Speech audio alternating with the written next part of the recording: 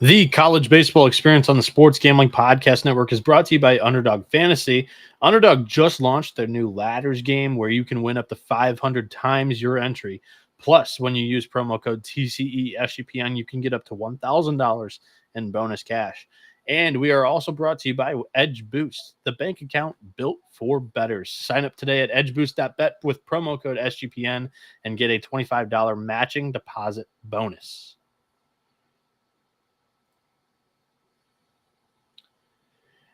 And we are back here on the college baseball experience. What's going on, everybody? My name is Noah Bieniek, and I'm joined by Johnny Venezia once again here. Johnny, we're pulling off a doubleheader. I played a road game on your pod. You're playing a normal game, but also a road game on the college experience. Welcome back to the show. How are we doing, my friend? Doing well, my friend. A lot of college baseball tonight. Yeah, 30 plus games, overnight lines being offered right now by DraftKings. So Johnny and I have been throwing a party by doing, like I said, 2 podcasts together tonight. And yeah, I mean, I went through all the games. I was able to find 19 matchups with both pitchers projected for it. There's a couple others that I've squeezed into the show. We're going to zoom through. Not going to go in depth on every single one of them like crazy, but we want to provide everybody with as many options as they want and can get their hands on, because, you know, some of the bigger matchups like a Tennessee Vanderbilt has the favorite at minus 195. The Volunteers, that is, they're hosting their in-state rival Vanderbilt, who is plus 150 in this matchup. It's a matchup of 2 left-handed aces in the year of the Southpaw. J.D. Thompson going for Vandy. He's 4-4 in the year with a 3.95 ERA, 66 innings pitched, 88 strikeouts, 21 walks. On the road this season, it's a 5.02 ERA. And then Liam Doyle's going to bump for Tennessee.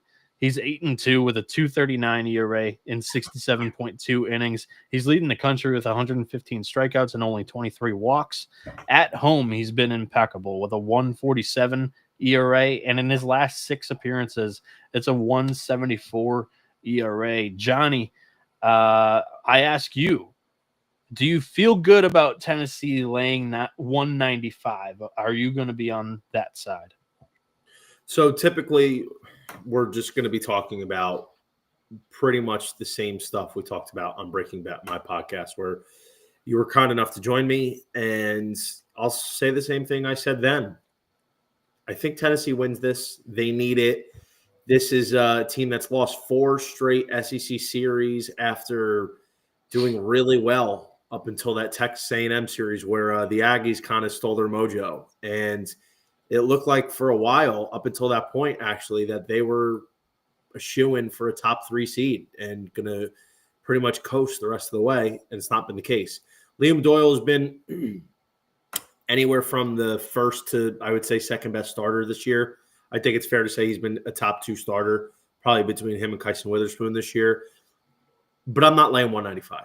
You know, I love J.D. Thompson. Was one of my guys coming into the year, not just for the season, but for the draft. He has not been great on the road this year. He's been noticeably better at home.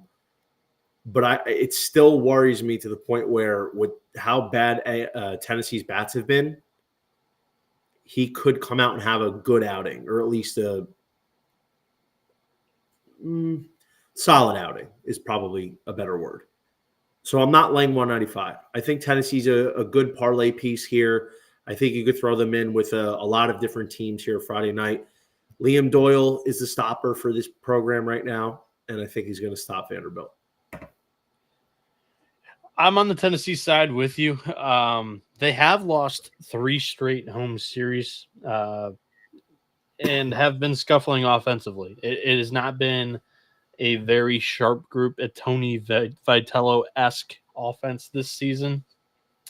They're averaging under 6 runs in the last 4 SEC series, I believe. Maybe it was even the last 5. I can't remember the stat that I pulled earlier in the week. But I remember this from last year as well. Whatever it is with Vanderbilt, they play much better at Hawkins Field than they do on the road. And last year, their ace, Grant Cunningham, Grant Cunningham. Bryce Cunningham. Bryce Cunningham. He had a much worse road ERA than he did at home as well. And we're kind of seeing that trend in that direction with J.D. Thompson as well, like I had previously mentioned. So Doyle's been really good for Tennessee. He was robbed of a start last weekend because of the weather. I think you're going to get a pissed off Doyle, a motivated Tennessee after getting their ass chewed out over the week. I think Tennessee wins this. My shot here in this game would just be take the under. Tennessee's offense has been in a little bit of a slump lately. Vanderbilt's not as good on the road. Both pitchers should be able to go all right with that recipe. If this is anything reasonable, I like under I would even take it under 9.5. I think this is more like a 5-2 ball game here. Game number 2 that we're going to talk about on tonight's show is one of my favorite dogs on the card tomorrow. I don't know if I'm going to pull the trigger on this yet. I'm going to look into it a little bit more because East Carolina's offense is nothing to ride home about. But I do like the pitching matchup here for the dog. East Carolina's plus 130. UTSA, who has already locked up the regular season title in the American Athletic Conference, is minus 166, and they're starting Zach Royce, who's 7-4 on the year, a 4.81 ERA, 63 strikeouts, 25 walks, and 67.1 innings this year. And on the road, he's been almost a run worse with a 5.67 ERA. Ethan Norby has been a dog for ECU, and they've used him out of the bullpen in relief when they have leads. They've used him as a Friday night starter in some series, and they're going to go with that route here against the Roadrunners. He's 6-4 on the year, 3.39 ERA, 69 innings, 92 strikeouts, just 18 walks at home. He's been great. It's a 2.74 ERA. But in his last 6 appearances, I should say, he's been touched up a little bit to a 4.92. But I like East Carolina in a rowdy environment to get up for this one against a team that might not have a whole lot of motivation to play this series. They've got 2 weekends to go prior to an AAC tournament that, no mid-majors at large spot is solidified nowadays in college baseball. You have to be healthy and ready to go in the conference tournament when that thing comes. So I think ECU at plus 130. Johnny, your thoughts on a money line dog of mine? I don't have a play on this one. Norby's he's been very inconsistent this year. His last 2 starts have been great. He's only allowed 1 run in 13.2 innings. East Carolina is likely to not make the tournament this year. It's not surprising that it's been a down season for them, coming off all the success they've had in recent years, but they lost a lot of firepower. Now you have to slot in Ethan Norby in the Friday night role. And, listen, he's had some great starts. I mean, let's not forget the 7 1/3 shutout inning, 19 strikeout, no walk performance against Coastal the first weekend in March. But, I mean, truthfully, I'm not a big ECU fan this year. UTSA has just been dominant. That's the word. 18-3 in conference, in any conference, is nuts. Truthfully, I don't have a play in this one. The only concern and the tough part to handicap is UTSA going to get up for this one? They locked up this conference, but at the same time, I don't think they're going to mail it in, with 2 weeks left in the regular season. Maybe if they kind of use next week as a rest up spot before conference tournament time, and maybe they do a little bit more resting. But I don't think they're going to send it in this weekend. So, I think because of that, I have to stay away because I think UTSA, the way they're playing, is tough to bet against right now.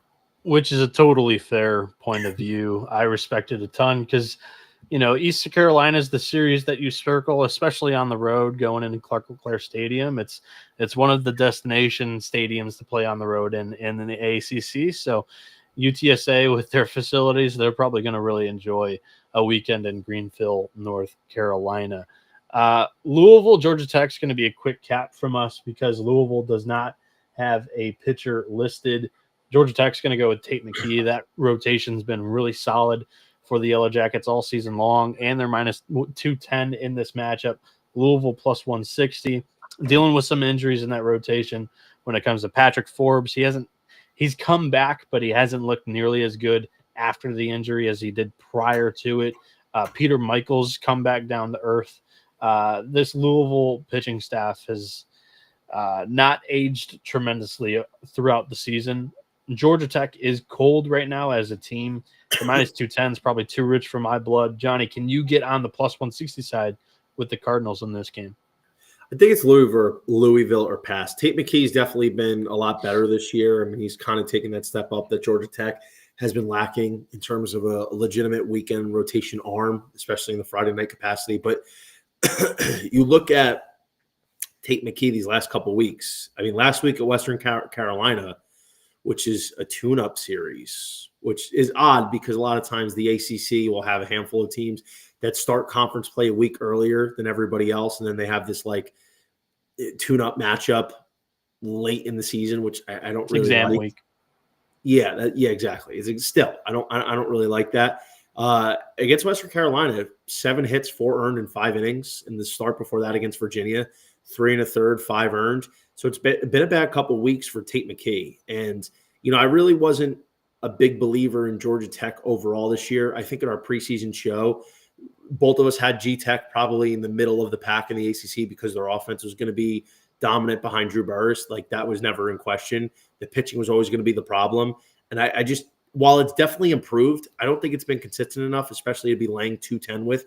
Louisville, to me, we know that they've been struggling on the road. They haven't won a road series yet. But the talent they have, and despite the fact that Forbes hasn't been the same since he's come back from the injury and Peter Michaels regressed, I still think with a team as talented as that, they should not be plus 160.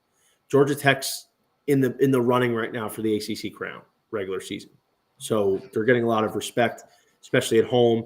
They've not played that well in the second half of the year, so it does not warrant laying 210. So it would be a Louisville or pass. For now, I'm probably going to stay away. All righty. Get all of our free picks and podcasts in one convenient app. Go over there into the Google app, Google Play Store, or the App Store, and download the SGPN app today. Plenty of interesting podcasts and picks pages over there, all for free. And we are also brought to you by the Ultimate Fantasy Football Giveaway by Circa Resort and Casino in Las Vegas.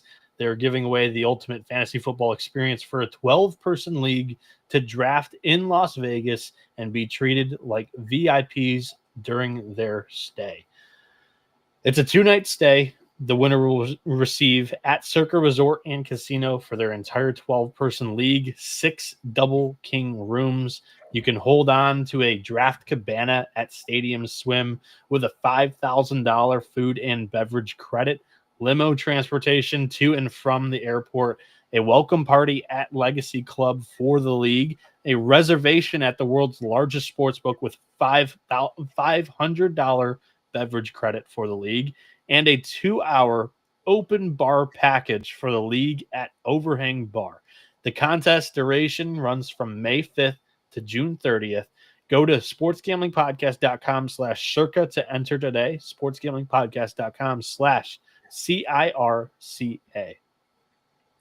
And the college baseball experience is also brought to you by Edge Boost. It is the first ever bank account built for bettors, ensuring all gambling transactions are approved. There's no usage fees and no minimums. You can earn cashback rewards, 100% approval for all betting deposits. You can sign up today at edgeboost.bet, promo code SGPN. Go over there, deposit $25, and Edge Boost will match your deposit. That is edgeboost.bet, promo code SGPN. And SGPN is also partnered up with Underdog Fantasy. It's time for Underdog Pick'em. Underdog just launched their new game called Ladders, which you can win up to 500x watching your favorite players climb the ladder.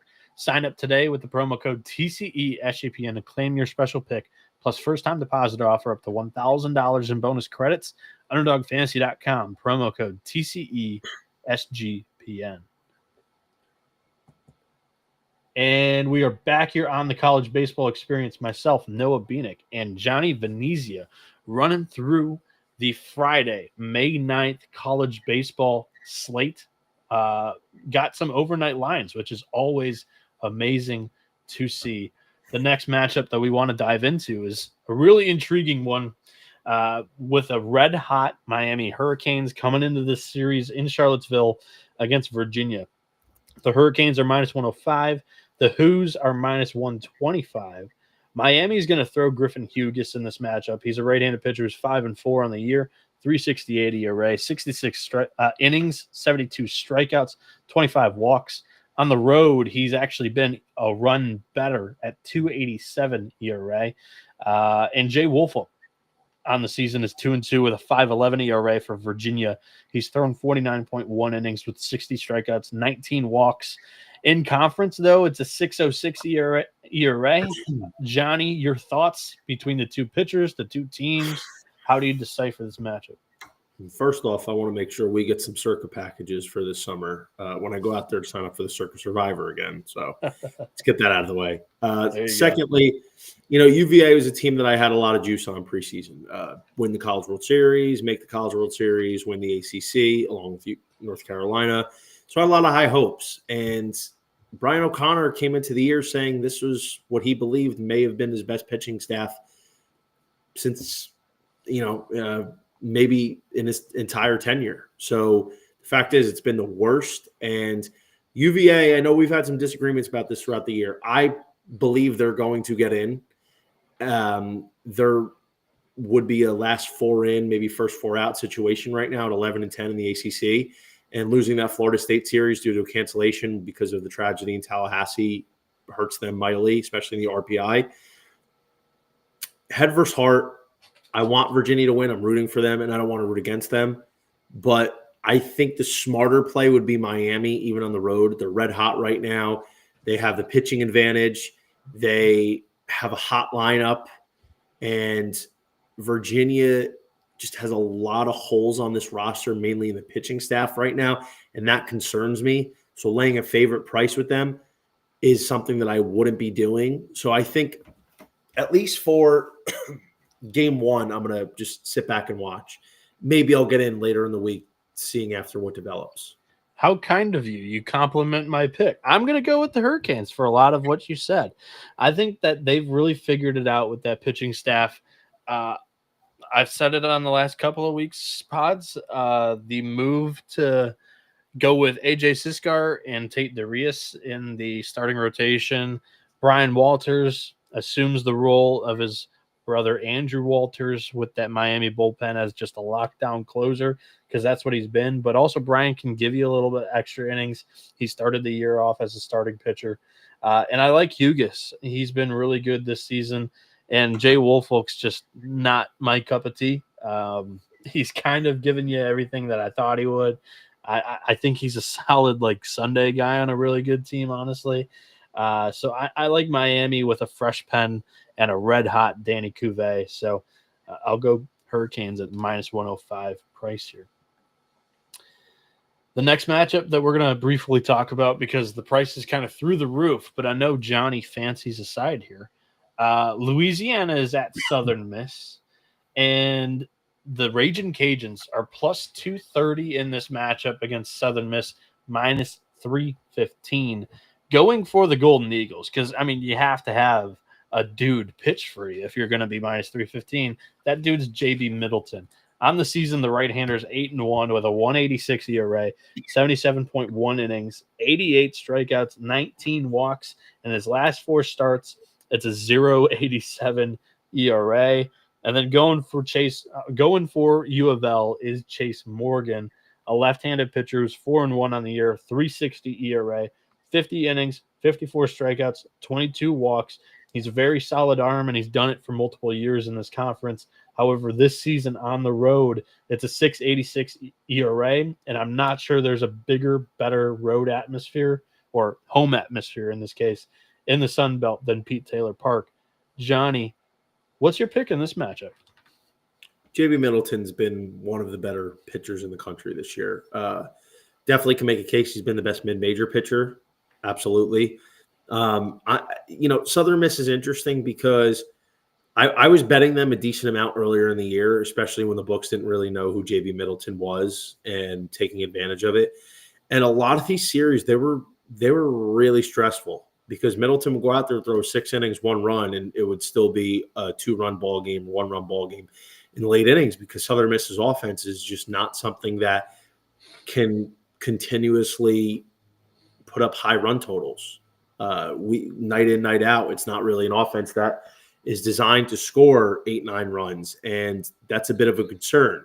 When you're going against a guy like Chase Morgan, who I firmly believe is one of the top mid-major pitchers, despite him having a down year at a 3.6 ERA, which, by the way, has been bloated because he gave up 10 earned runs in 2 of his last 3 starts combined, both on the road, 5 earned over 10 hits at Old Dominion a few weeks ago, and last week, 5 earned in 3 2/3 against Georgia State.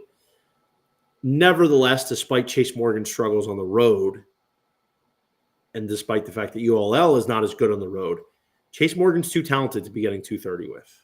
I mean, JB Middleton can throw 6 innings, 3 earned runs, and Chase Morgan can match him, and that's the thing. I feel like ULL's got a little bit better of an offense than Southern Miss, and I think the pitching matchup is a lot tighter than what it says on paper. So you're going to give me plus 230. I think it's definitely worth a shot. Yeah, for a lot of the same reasons that Johnny mentioned, how he likes the money line here. I like the under. I think that JB Middleton's an absolute star at this level, and Chase Morgan's good enough to be a big game pitcher. He'll give up, 2-3 runs in the start, I perceive, but I don't see this one going 9-10 runs in this game. I like an under here. That'll be how I guide you, as I do think that Chase Morgan will go all right in this matchup. Next matchup is minus 115 both ways. There's a to be announced for both teams. We're going to assume that it's Owen Prosh and Aiden Canuck. Canuck started basically the first game of every series for Clemson this season. Eric Bakich tends to do this when teams don't announce their Friday or rotation arms against Clemson. But everybody knows that it's Canuck going to throw. Duke is the one that's kind of questionable. Owen Prosh has started game 1 recently in a couple of straight weeks, but they could do whatever.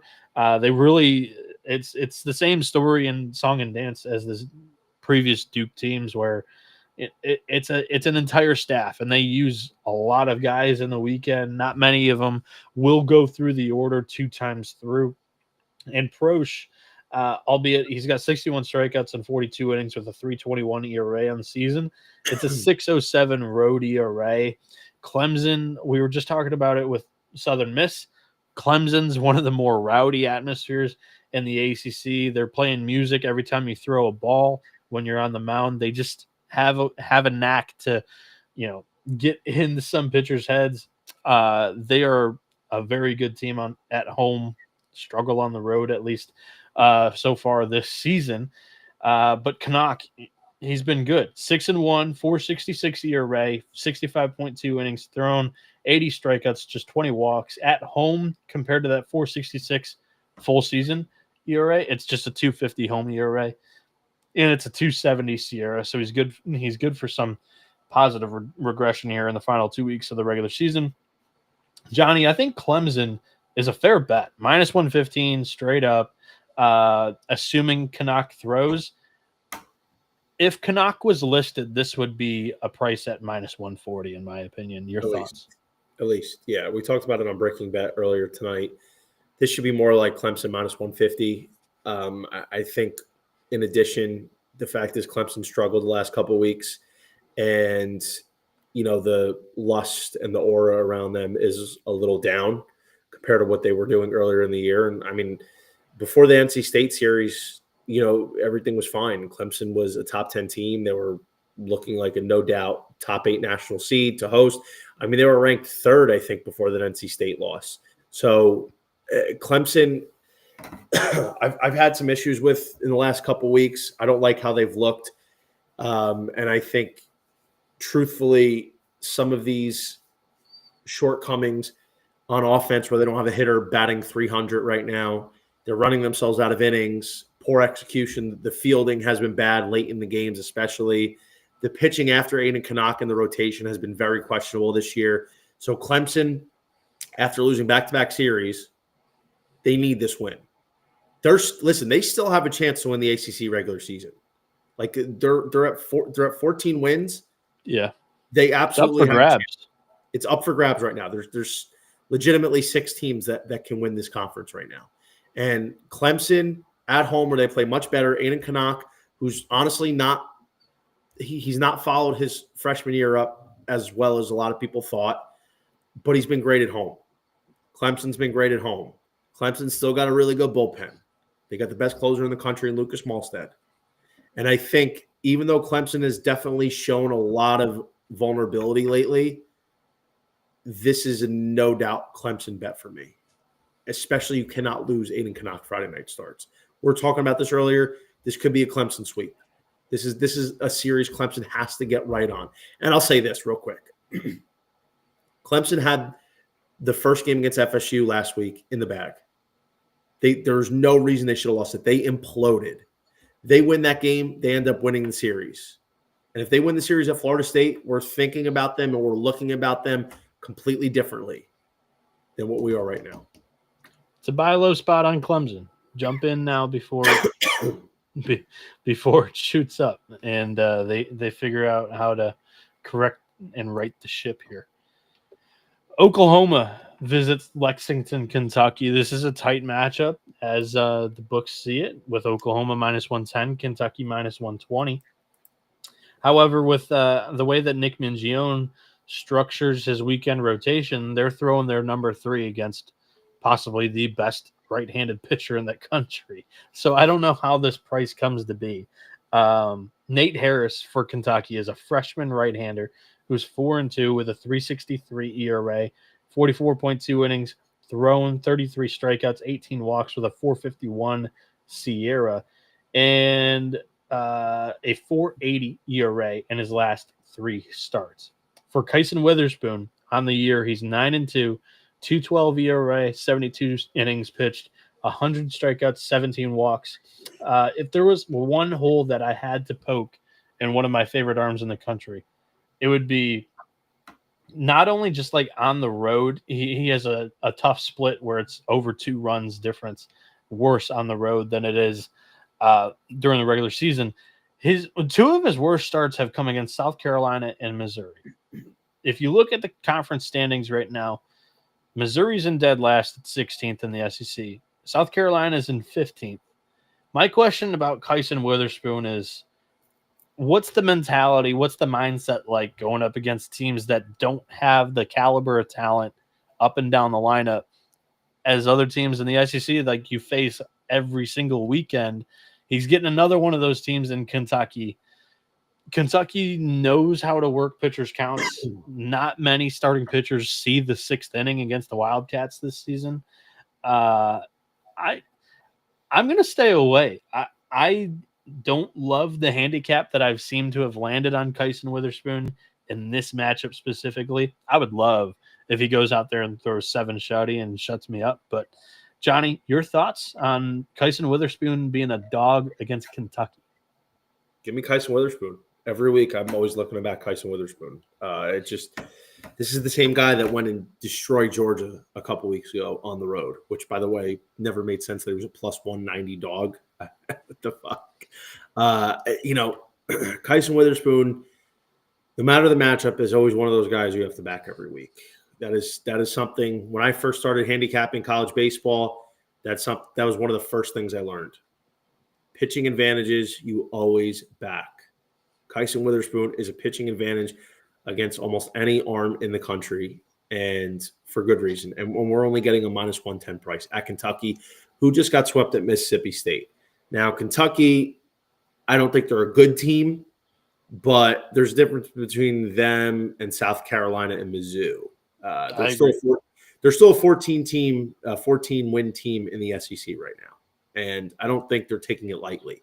Especially with Oklahoma right now. I mean, they're in the tournament, but, they're fighting for seeding. They want to make sure they're getting a good draw. And, I don't think they're going to host or anything, but it's not like a Skip Johnson program to mail it in just because he thinks he's playing a team that's not up to their level or level they faced. Minus 110 is that's an automatic bet for me. And I think Witherspoon, the way he's pitched this year, the way he's elevated his draft stock, like he was good last year in his first year at Oklahoma.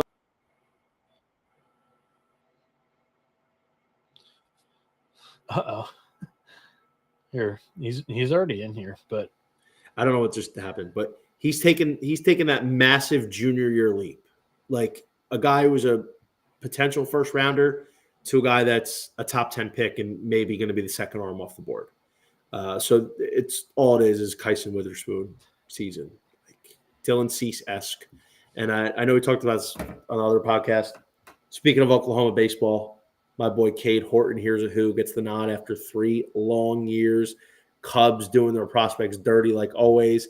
Finally did the right thing, getting the big dog the call, was a savior for the Oklahoma Sooners in the 2022 College World Series. Good luck, Cade Horton. I'm going to be rooting for you. There we go. Good news.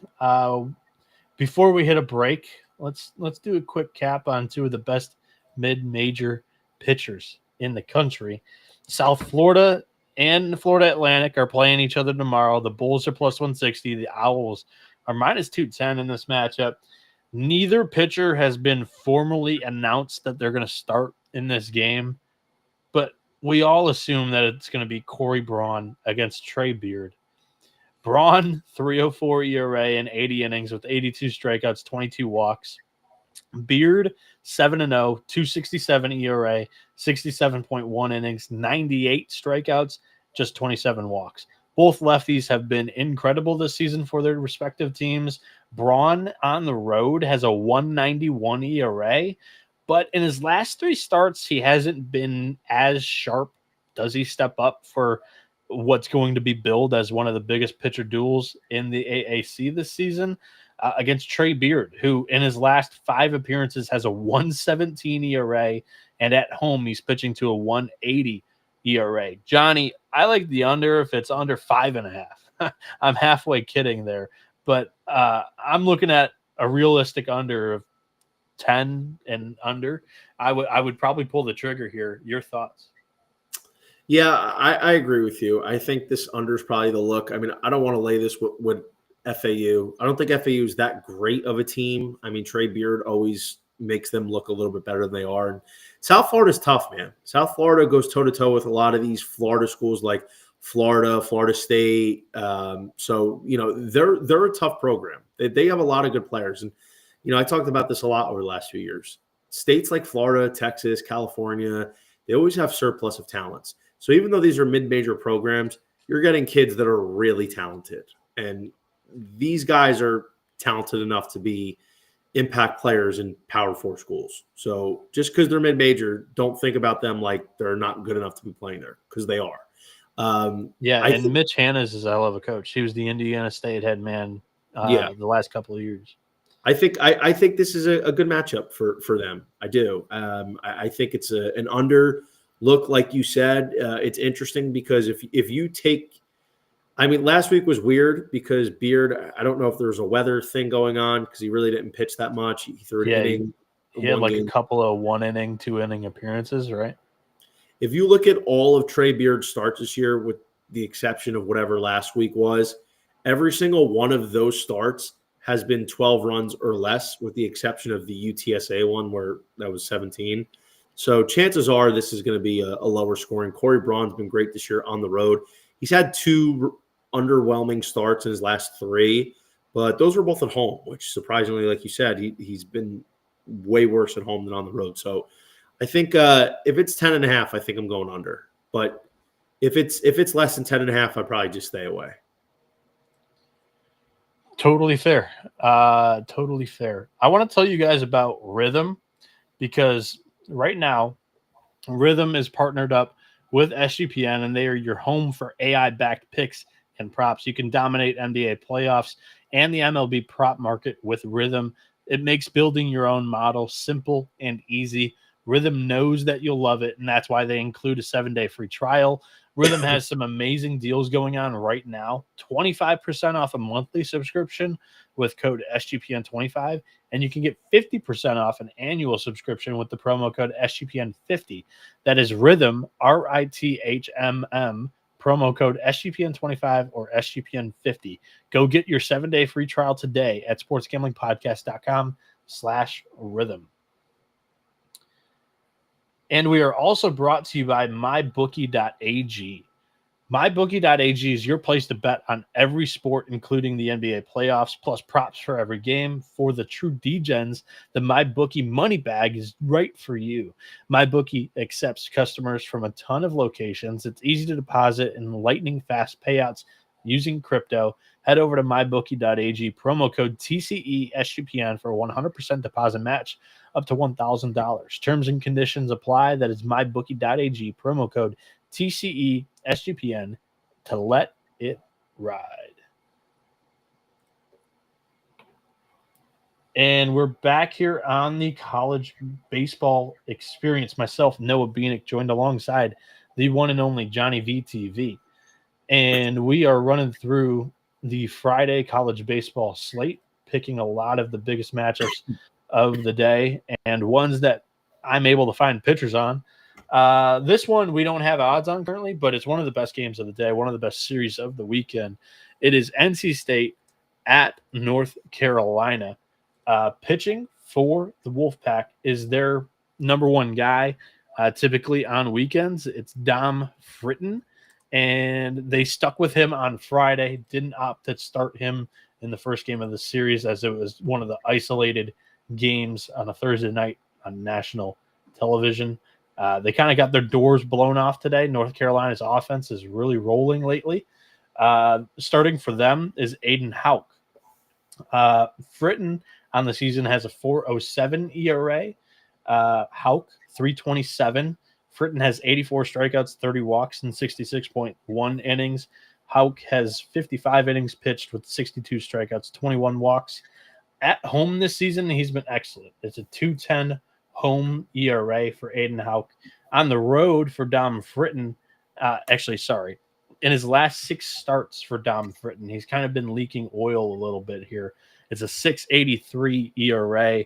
I went over to collegebaseballinsiders.com. Our good friends over there, they have a matchup predictor where it would list what the odds would be for this pitching matchup and these two teams playing at Boshamer Stadium. North Carolina would be minus 180, Johnny. So that would probably put NC State anywhere from plus 140 to plus 150. Your thoughts on that hypothetical price in this matchup? Love UNC this weekend. I haven't believed in NC State all year. I think NC State, they snuck up on you.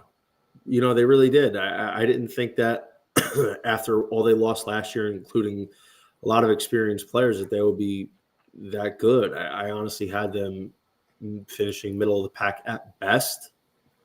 No pun intended. UNC is rolling right now. UNC is firmly in the mix for that ACC crown. Honestly, I don't really know how these win percentages are so annoying, because like UNC has 3 more wins and only 2 more losses than FSU, and they're still currently in second place.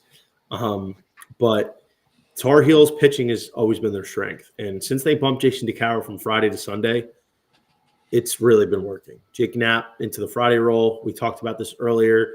Make a case he's the ACC pitcher of the year right now, neck and neck with Jamie Arnold. Aiden Houck, he's been great. He was the original Sunday guy. Now he's slotted into the Saturday role. He's been strong. 1 bad outing at Virginia Tech a couple weeks ago. But aside from that, he's been humming. And now DeCaro in his last 4 starts has really figured it out. So the fact is, you're going to get Aiden Houck tomorrow. North Carolina's offense was kind of their big Achilles heel early on, and now they're rolling. So I think this is a UNC sweep this weekend. And, you know, they need this sweep because they got a FSU to close next weekend, and that very well might decide the who the ACC winner is going to be. It might decide our 2 preseason futures on the Tar Heels winning the ACC. Yeah, I'm on UNC winning this series too. If there was a game that I would circle that NC State has their best chance of winning, it is with Fritton on the mound. But I mentioned he hasn't been too sharp lately, even though NC State was pretty hot during the month of April. He was not. So it's something to note there. But Houck has been really good this season. North Carolina always plays their best ball at home as well. I'm going to go Tar Heels in this matchup too. I probably wouldn't lay minus 180. I dare the books to put out a line that's a little bit lower than that. I'd probably pounce on it. Cincinnati and TCU are playing each other. This matchup, the price isn't friendly for one that wants the favorite here. It's a good thing that I don't think Johnny's eyeing the favorite in this matchup. Cincinnati's plus 200, TCU's minus 270. Johnny, you fancy the Bearcats? Sure do. I gave on my Discord, I gave out a small half unit big dog parlay with Cincinnati and ULL at plus 890. Basically, the point here is I wasn't really a huge believer in TCU this year. I had them finishing fourth maybe in the Big 12 preseason show. And they haven't really convinced me that they're a top team or even worthy of hosting a regional. I think truly Tommy Lepore has been awesome. Definitely Big 12 Pitcher of the Year caliber, could end up winning the award. Fucked me last weekend when I needed him at Arizona. But, the bullpen's very hit or miss. That they're really relying on 2 or 3 guys. Braden Sloan's one of them. Their offense is not that good. I don't know why their offense is struggling. I mean, Sawyer Strohsnyder's great. That's like their big piece. I mean, sure, he's got Big 12 Freshman of the Year. I don't want to say in the bag, but it's definitely his to lose right now. Other than that, they don't really get consistent production on a nightly basis from anybody else. And the fact is, Tommy Lepore, as good as he is, he's going against another really good pitcher that's vaulted into the Friday roll for Cincinnati in Nathan Taylor. Nathan Taylor's got a 2.5 ERA, man. And Cincinnati is very quietly putting together a big second half of the year. I don't even know if I would categorize them on the bubble anymore. I think if the season ended today, you can make a case that they might be in. But even if they're not, they're right there. They're playing great baseball. They swept Kansas, and they swept them convincingly down in Lawrence. That's impressive. And they have a great third baseman who's currently trending as maybe the best third baseman in college this year, in Carrington Cross. Yes, Kid's sir. getting well over 400. I think Cincinnati's this scrappy team, and they've shown it all year. First weekend, I picked Cincinnati to upset Duke. First game of the year at Duke. And I think Cincinnati's one of these teams that they have talent, and they are very well coached, and they do not give up. And getting them at 2-1 with a good pitcher, which you can maybe make a case, it's almost a wash in the starting pitching department. 2-1 is too big on this team. I'd make this more like TCU minus 180, Cincinnati plus 140. Yeah. So each weekend prior to even lines coming out, I write down like the notable weekend series. This week I came up with 29 that I'm going to try to have my eyes on throughout. And I just wanted to map out what the weekend rotations would be like. And I try to figure out prior to the lines where I would price a lot of the matchups and what I think is probably going to happen in some of these weekends. I don't love backing teams on their second straight road weekend, which Cincinnati is at TCU, coming off of that sweep at Kansas, who was previously second in the Big 12. That was a huge weekend win. The thing that I love Cincinnati. I might have been higher on them in the preseason than anybody else, but the thing that I question about their team most is just stringing together consistently good weekend after consistently good weekend. We haven't seen that in the Big 12 too much. So you said it all. Nathan Taylor, Tommy Lepore, one of the best pitching matchups you're going to see in the Big 12, possibly. The winner of this game, whoever outduels the other, could be the Big 12 Pitcher of the Year. You mentioned my guy, Carrington Cross. He's a candidate for Big 12 Player of the Year. I like Cincinnati's squad, but I think both of these pitchers are going to have their way. I like the under in this matchup. That would be the way that I go. And in that game script, the dog is totally fair at 2-1. Nathan Taylor in his last 4 starts, 1.64 ERA. Tommy Laporte in his last 4 starts, 1.63 ERA. Elite pitching matchup, appointment television. Can't wait to watch. So I'll say this real quick. Let me add this. Go ahead.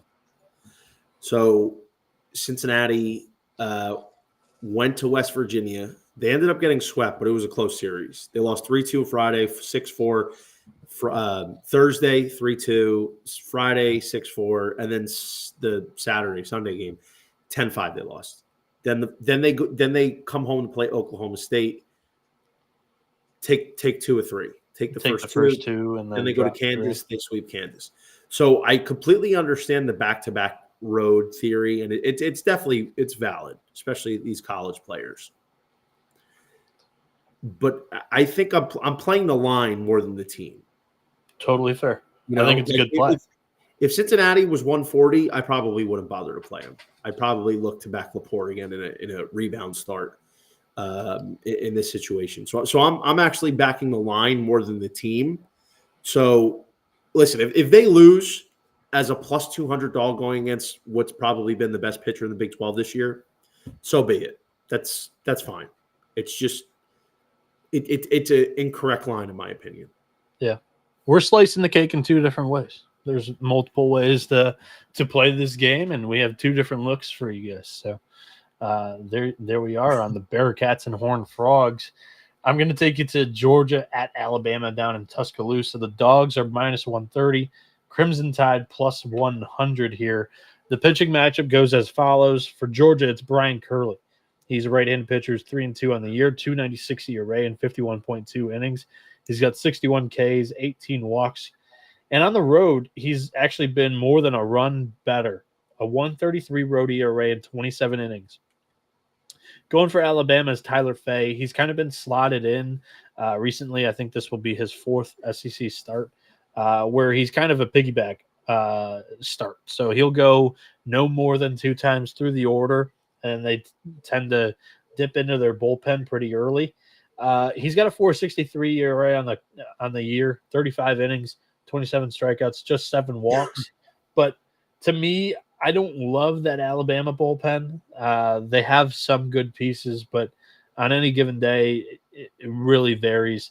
I think this is a team that qualifies as, once they get out of the SEC, could be a breath of fresh air for an offense that was really good in the non-conference. It was a top 10 offense through like the first 6 weeks of the season, including like a Texas A&M win and whatnot in the Southeastern Conference. But for whatever reason, Justin LeBron hasn't had his B game, not even his A game, but B game in the SEC the last month and a half, and Alabama has faltered because of it. Cade Snell's been unreal, but it can't just be one guy in this conference. It's too good. So I think Alabama qualifies for me right now as like a dangerous SEC 2 seed. However, I have to see it to believe it. Give me Georgia in this matchup with Brian Curley on the bump going against Alabama. I think minus 130 is going to close it like minus 150, minus 160. I don't think it's a bad play at all, Johnny. Yeah, I agree with you. I think, listen, Georgia, the pitching was always going to be the question coming into this year. Brian Curley was a bullpen guy, was doing good, gets put into the rotation, and was continuing to do well. And now he's slotted into the Friday role. And, I mean, you know what you're going to get from him typically. You're going to get 5, maybe 6 innings. But he's typically – I think he's went 5 innings, exactly 5 innings in 5 of his last 7 starts. And, that's fine. The Georgia offense has slowed down a bit. But the thing is this. Bama's got some good pitchers on Saturday, Sunday with Riley Quick and Zane Adams. If you're Georgia, you got to get this one. You can't lose with Curley on the mound in, I don't want to say a punt game from Bama, but definitely their weakest link in terms of their arms in the weekend rotation. So I think Georgia minus 130 is a good look, and I do agree that this is going to close with Georgia being closer to 160.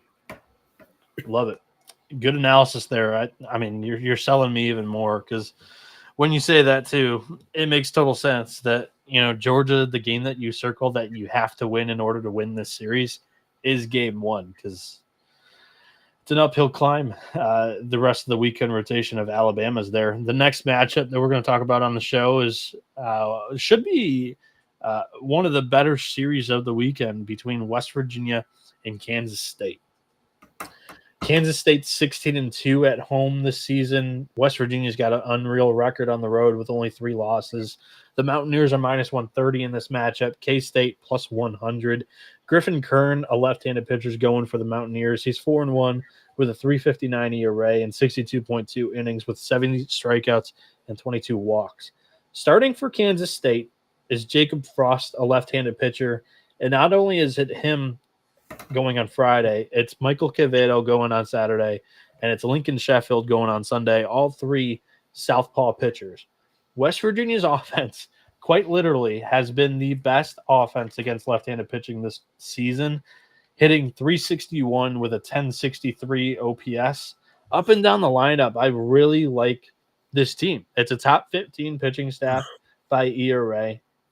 I like the offense. I think it's good enough to play on the road. And Jacob Frost has a 6.53 ERA at home. It's almost 2 runs worse at home in 20.2 innings in Manhattan than it is on the road. I like West Virginia as a bet here, Johnny. So do I. Kansas State was hot to start the year, but they've slowed down a lot in the second half. They've slowed down a lot in the last month. And Kansas State's pitching is okay. I mean, it's okay for the Big 12. I mean, I would think on a scale of 1 to 10 in the Big 12, it's maybe a 5 or a 6. It's good enough to the point where they can give you some good starts. They can keep you in the game. But the Wildcats have regressed to kind of that average team that I think, at least I thought they would be this year. West Virginia, I'm not sold on. Not by a long stretch. They have not played a high level of competition. The one team they played was Arizona, and they lost. And listen, I don't think them even sweeping Kansas State is true validity. I think it's a good series win. I think Kansas State's a solid team. But I'll say this. West Virginia, it's admirable that they're so well coached. They do not make dumb mistakes. They execute well. They're consistent. They run, and continue to run more on the bases. And just 1 through 9, everybody does their job. Their pitching staff, everybody does their job. Griffin Kern's been very good this year. He's been reliable. And consistency sometimes trumps talent. And that's what West Virginia's been. So 130 seems like a good price. And as you mentioned, they've been hitting lefties as well as anybody in the country. So this is something that I think is a fair back here. And I like West Virginia. And this play makes my card. There we go. Here's a matchup that Michigan desperately needs, as they're a team on the bubble right now, and they would be visiting Nebraska, who has plenty of talent. Their RPI is all right, but their record in the Big Ten is not, and they're currently fighting for a Big Ten tournament appearance in their home state in Omaha. For Michigan, starting in this game, it's going to be Kurt Barr, who's actually my favorite pitcher for the Wolverines. He peppers that strike zone with strikes, whereas David Lally and Dylan Vigneault are very solid arms. They have great stuff, but I prefer the consistency of Barr. But saying that, the consistency really happens best when he's at home, because on the road, it's an 8.40 ERA. However, his last 3 starts, he's got a 1 flat ERA, and they're against the 2 rivals of Michigan and Ohio State and Michigan State, and then Iowa, who currently sits on top of the Big Ten standings. So they kind of wash out there on the season. It's a 3.39 ERA for Barr. Starting for Nebraska is Tucker Timmerman, the man who took a 106-mile-an-hour laser off his face during the first week of the year. He has since returned. He's made like 6 appearances this season to 18.1 innings. He's got a 4.42 ERA, 18 strikeouts, 7 walks. I like Michigan in this one. I'm not betting it. Johnny, I don't have a feel on the total. Any thoughts on this matchup here? Absolutely not. There's no way I'm betting two bad teams. No. Bad teams. This would have been a delight for me if Mason McConaughey never got hurt. Mason McConaughey, we're going back to Friday night guys that you almost always back. Mason McConaughey was that before he went down.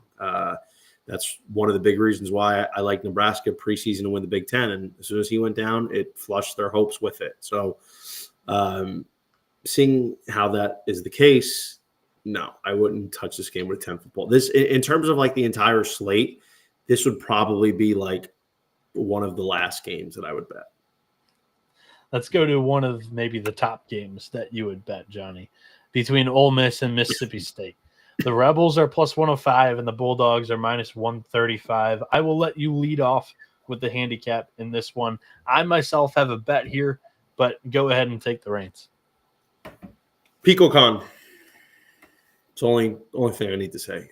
Mississippi State and life after Chris Lemonis, which, by the way, I was not for nothing. I was begging Mississippi State to fire Chris Lemonis last year after seeing how he was just ridiculously dumb with the way he managed his pitching staff and like just could not get his offense going. So glad they finally did.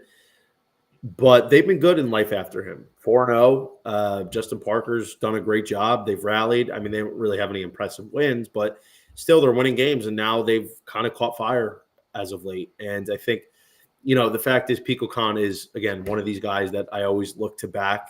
And he's at home. Mississippi State has a big home advantage, and they're going against Hunter Elliott. I admire Hunter Elliott. He's actually been pretty good considering this is his first full season off missing the last 2 years with Tommy John surgery. But Hunter Elliott has not been good on the road. Ole Miss has struggled a bit away from home. And the fact is, like, Hunter Elliott, outside of like a couple outlier starts, he's a 5+ inning guy, 2 to 4 earned runs. It's fine. Keep your team in the game, but it's not an ace that's taking over and commanding the ball game. PicoCon is more of that kind of pitcher. And at home, at a short money line price as a favorite, I think the Bulldogs here are the play. I don't really see a big advantage taking Ole Miss. I'm going to co-sign it. I'm betting Mississippi State with you. Yeah, you mentioned it. PicoCon. He's one of my favorite arms in the SEC. He's a very efficient, lanky left-hander, which, I don't know, I've just fallen in love with the frame. He's 5-2 on the year with a 3.90 ERA and 67 innings with 93 strikeouts and only 18 walks. And he has a 2.07 Sierra, so possibly due for some good regression here because in his last 4 starts, he's had a 5.92 ERA. But at home, at the dude, playing against the in-state rival, I think PicoCon's going to bring his best here. And Justin Parker, the interim coach bump is a real thing in sports. And Mississippi State's riding high right now. They're, like Johnny mentioned, they're 4-game win streak. And Hunter Elliott is slightly worse on the road than he is at home. On the season, it's a 3.71 ERA. On the road, it's a 4.98. I'm looking to fade that. And he is a left-handed pitcher. And Mississippi State is up there with West Virginia as one of the best offenses against southpaw pitching this season with a 339 batting average and a 1089 OPS. I love Hail State and the Bulldogs here at minus 135. I would bet it to minus 170, honestly, minus 165. Oklahoma State and Baylor is going to be the next game that we move on to here. This game's priced at minus 115. They both have the same record in the Big 12, so possibly that's what bookmakers are looking at here. But Baylor's rotation has not been the same since Ethan Calder has basically fallen apart and lost some confidence.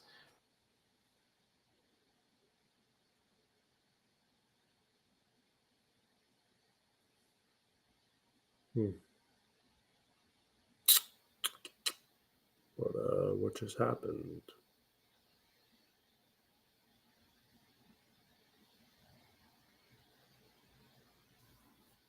Huh. Interesting.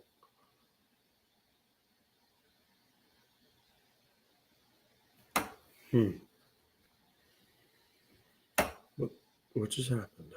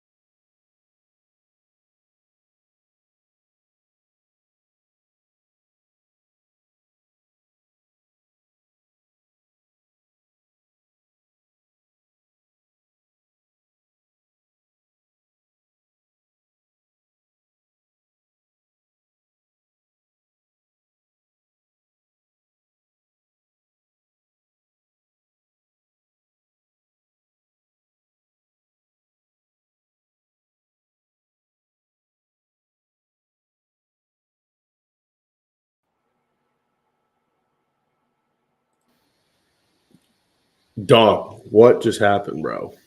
No idea. I've already contacted whatever. But Oklahoma State minus 115. Harrison Bodendorf 0.80 ERA in his last 6 appearances up against a Baylor team that isn't confident in their starting pitching, hasn't listed a starting pitcher for Friday, and it's minus 115. You have to bet this, right, Johnny? Yeah, no question. Harrison Bodendorf has been everything the Cowboys have been hoping for when they got him from Hawaii in the transfer portal. He's been on fire, and he's honestly been a big reason why OK State's turned it around in the last month and a half. Bodendorf, quite frankly, if they make the tournament, which is a big if, I'd probably say 75-25 in favor of them not making it. But if they somehow make it, Bodendorf's going to be probably the predominant reason why. He's giving them not just a chance to win every Friday night he takes the mound, but he is giving them a huge advantage. And I think Oklahoma State, we both were down on. Like, we both thought they would be good and not this bad at all. But I don't think either of us really thought they were going to win the Big 12. Like, you took Arizona, I took Arizona State. That being said, I'm a little surprised Oklahoma State's kind of had such a bad year. But the way they're playing right now, and they still believe they have a chance to get in. And listen, I wouldn't rule it out. I mean, they somehow win like 5 of their last 6 conference games and they win a few games in the Big 12 tournament, you never know what happens. You don't. And Baylor's pitching rotation is completely imploded since the earlier part of the season when Ethan Calder and Bryson Bales were just completely dominating, and now it's the shoes on the other foot. Oklahoma State, their pitching has been good. They've started to get it together, so I think 115 doesn't make any sense to me, even on the road. I think Oklahoma State should be closer to like 150 on the road. Let's go to a game that it makes a little bit more sense why it's minus 115 both ways.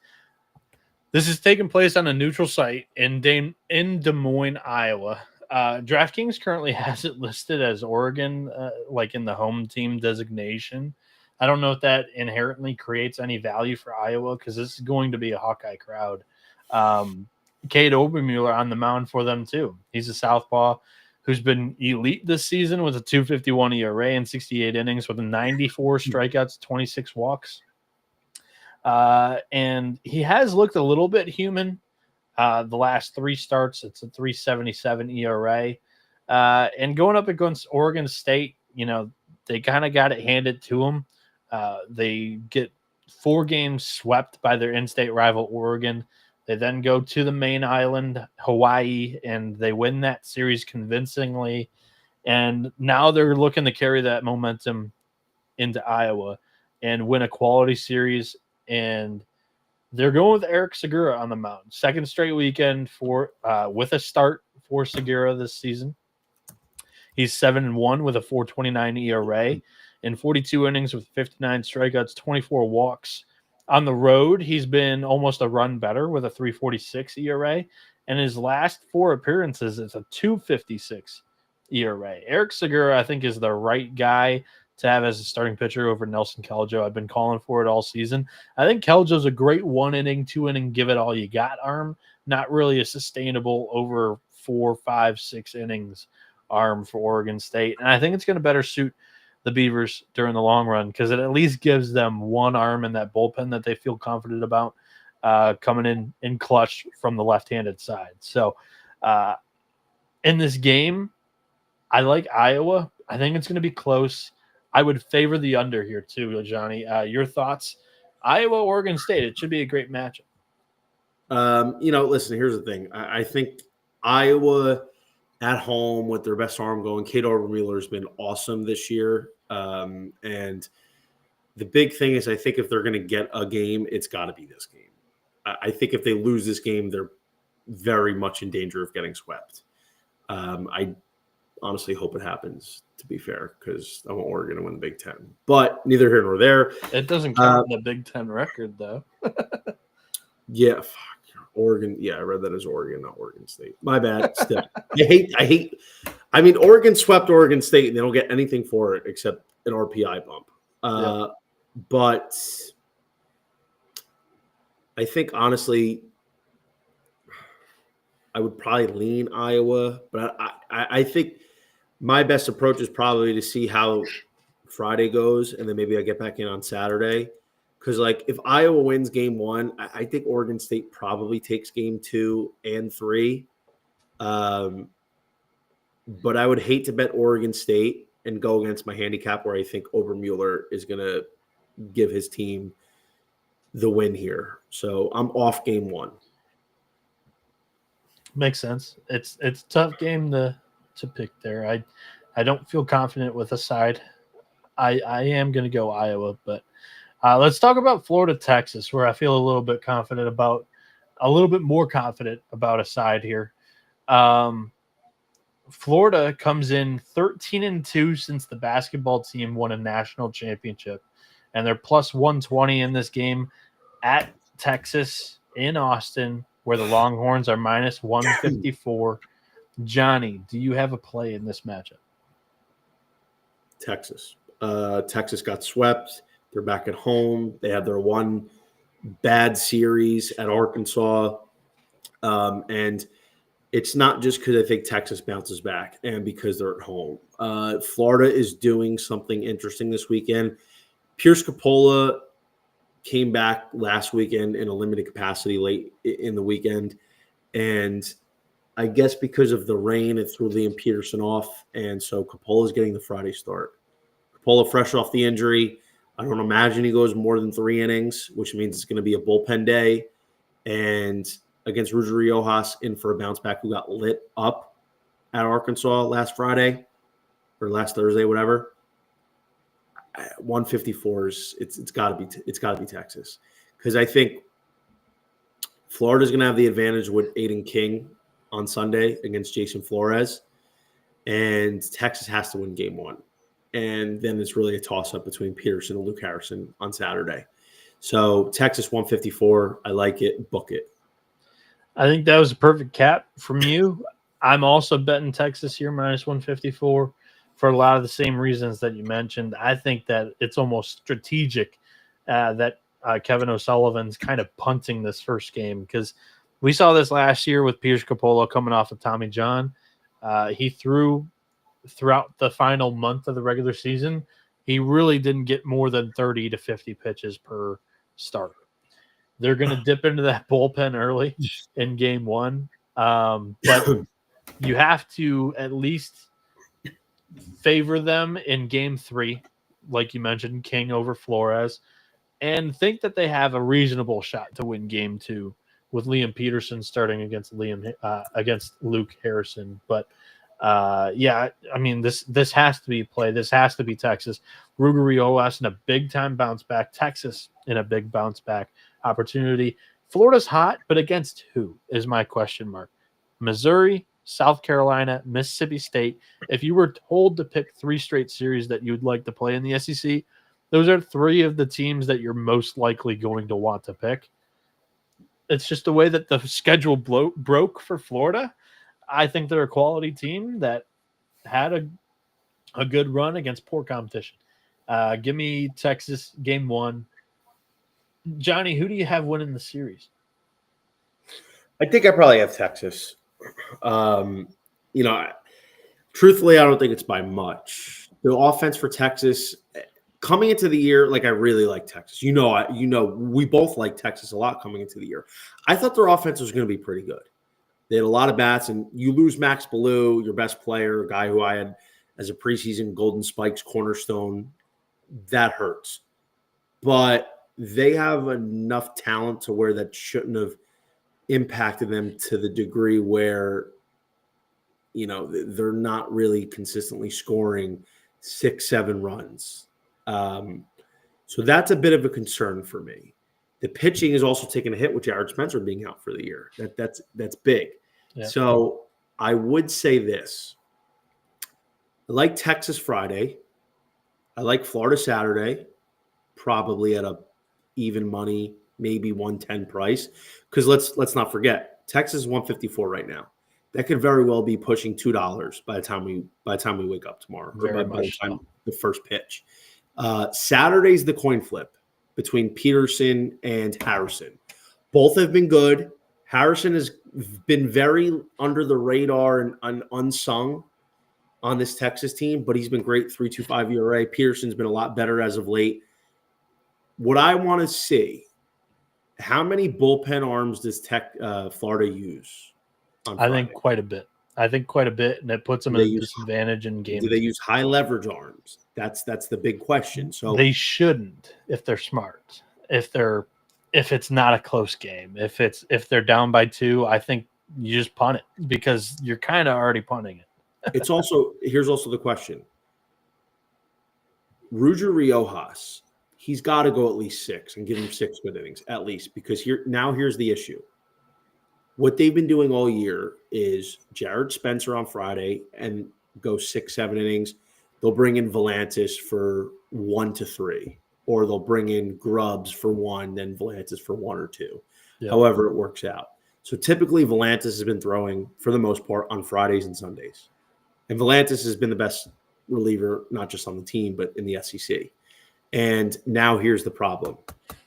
If they throw, say Riojas goes 5 innings, and they have to throw Grubbs for 2 and throw Volantis for 2, that puts them at a disadvantage on Saturday, maybe even more than Florida, because Texas counts on those guys big time.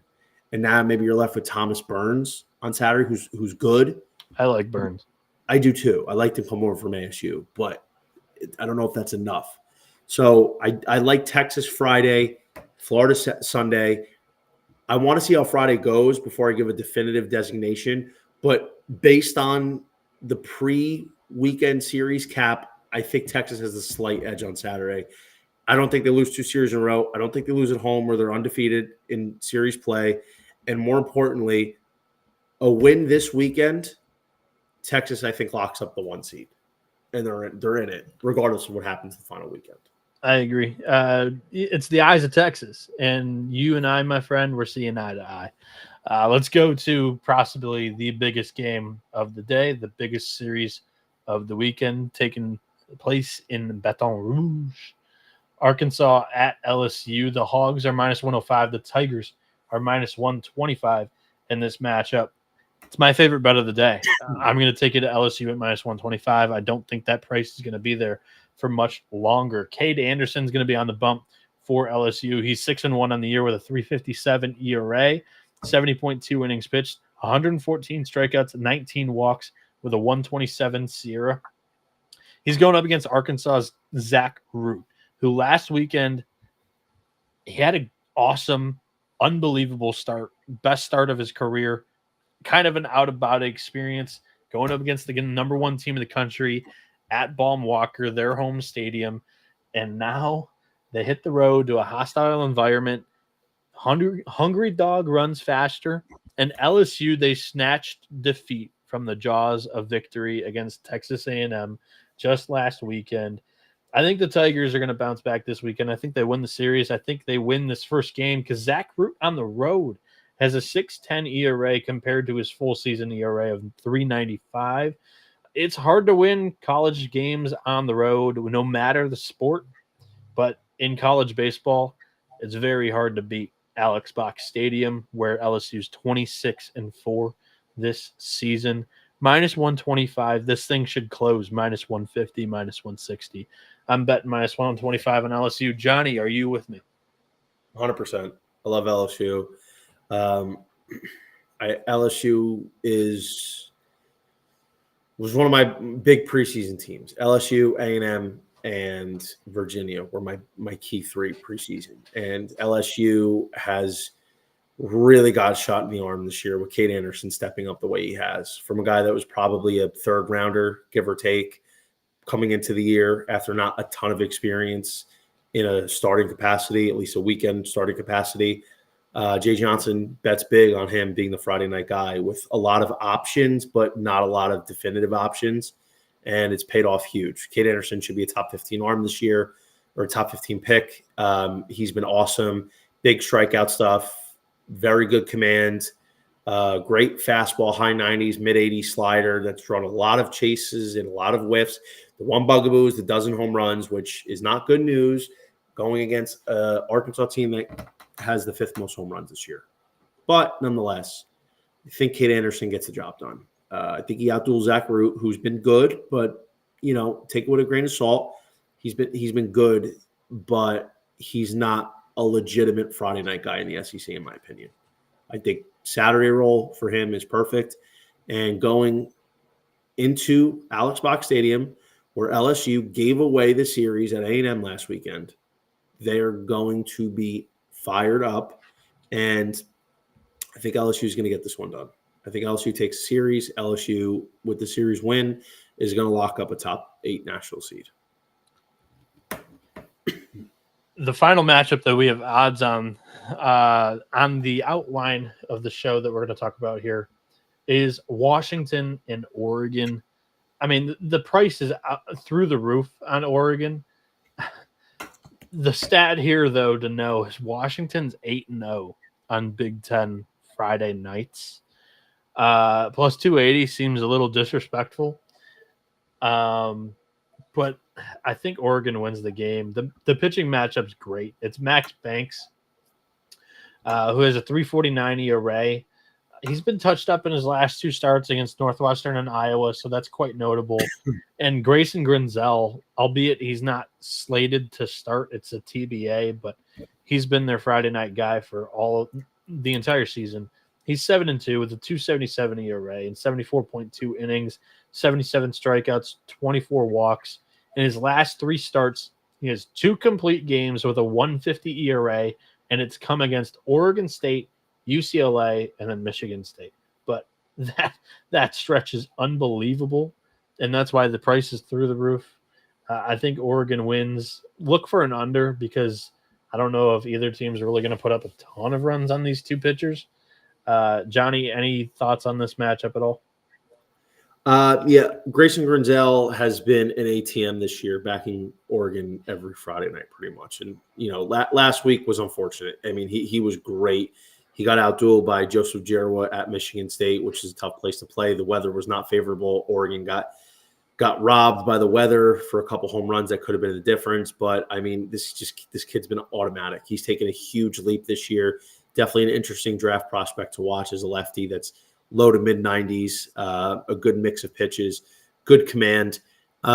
It's interesting because every single conference start of Grayson Grinzel, none of them have reached 10 runs, except for the Michigan game where they won 15-2.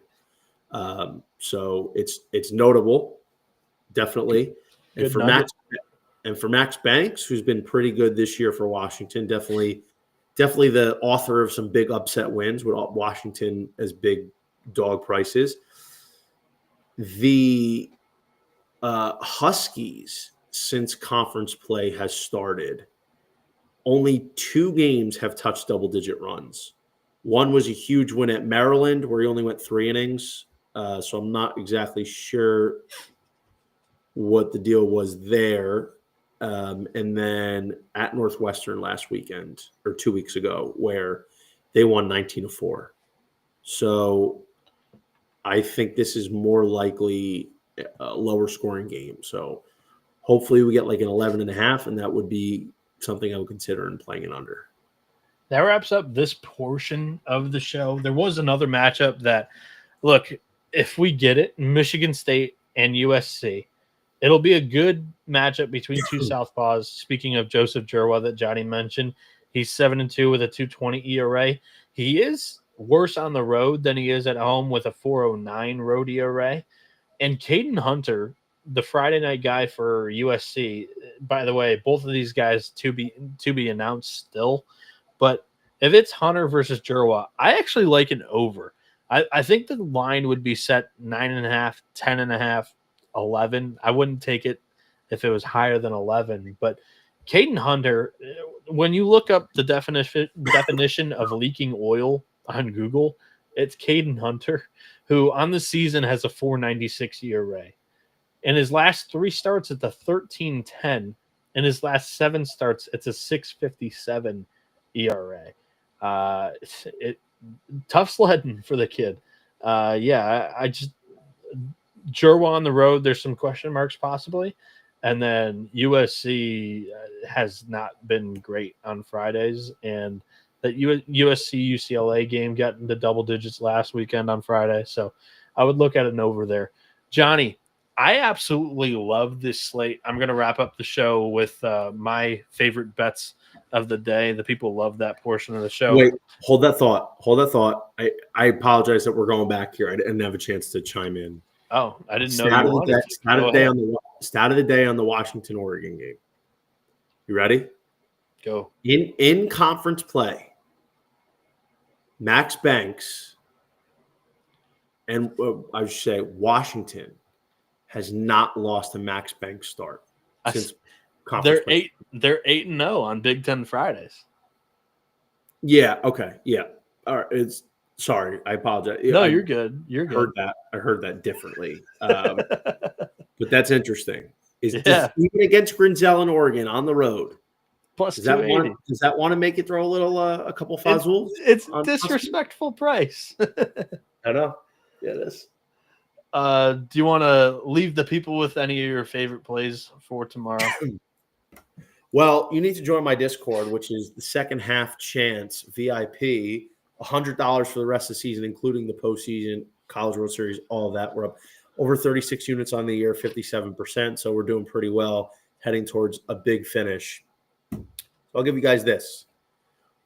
West Virginia, LSU, Cincinnati, ULL long shot parlay plus 890. That's all you get. Ooh. All right. Johnny, friendly parlay. The people love that. Yeah, like I said, I'm falling in love with the slate the more and more I look at it. I like whatever the under is going to be in the Vandy Tennessee game. Anything under 10, I'm probably going to stay away. But if it's 10 or above, I'm sending it on that. I'm almost going to pull the trigger on East Carolina at plus 130 against UTSA there. I like Clemson minus 115 against Duke. Oh, Sorry. my friend. Usually it's me coughing out a lung on the show where the guys in the chat are giving me shit during the basketball season. I like Georgia minus 130 at Alabama. I like West Virginia minus 130 at Kansas State. I like Oklahoma State minus 115 at Baylor. I like Texas minus 154 at Florida or against Florida. I like LSU minus 125 against Arkansas. That one's my favorite bet of the day. And then also probably my second favorite bet is Mississippi State minus 135. Washington, Oregon, look for an under, or if you have the balls, take the plus 280 on the money line with Washington there. And that wraps up the show. I did want to mention this before we got out of here. I don't know, Johnny, if you saw this, but Washington played a midweek game against NAIA something Pacific Wesleyan or something. Yeah, and they were 11-33 in the NAIA, and all of a sudden just the lights lost power at Husky Stadium. So. Yeah, I heard about that. That's nuts. I mean, listen, bro, it's shitty. That is Bush League. It's total Bush. But you got to do what you got to do. It doesn't count against them against their resume though. Like you don't look at non-D1 games for NCAA tournament resume. Yeah, but they probably don't want to get embarrassed. They've already lost to a D3 team earlier this season. I know. I don't think they can handle 2 non-D1 losses. Honestly, they brought more attention upon themselves by doing that than just not finishing out the game and trying to win it in the final 3 innings. You had 3 innings still. I don't know. I honestly don't know. They ran out of pitchers designated for midweek games. That's my prediction there, and then they just cut it. Maybe. I mean, they don't like. Why are they gonna? I don't even know the point of scheduling those. Like, they don't help you at all. Like, no. It doesn't even make you better. Like, you're playing against guys that aren't good enough to be playing D1 baseball. It just gets some guys some reps, but that's it. Crazy. All right, Johnny, go ahead and plug whatever you want to plug. It was great having you on. Great spending pretty much 4 hours with you tonight. Yeah, yeah, you can follow me on Twitter at _JohnnyVTV. RotoWire articles every week, rotowire.com. I put up my college baseball column, picks every single week, and I gave you LSU. LSU is my pick of the day. That is the one that will be featured tomorrow, so feel free to read it up. And, of course, my Breaking Bet podcast every single week. Noah was on it. We had a great show. So don't forget to follow that every week and sign up for that Discord where you're getting all the plays. The Friday slate, baby, it is large and in charge. Love it. Yeah, that Friday slate is very sexy, and I'm not afraid to say so. Yeah, you can follow me on social media at NoahB77_. You can follow the show at TCE on SGPN. That's going to do it here for the college baseball experience. We appreciate everybody tuning in.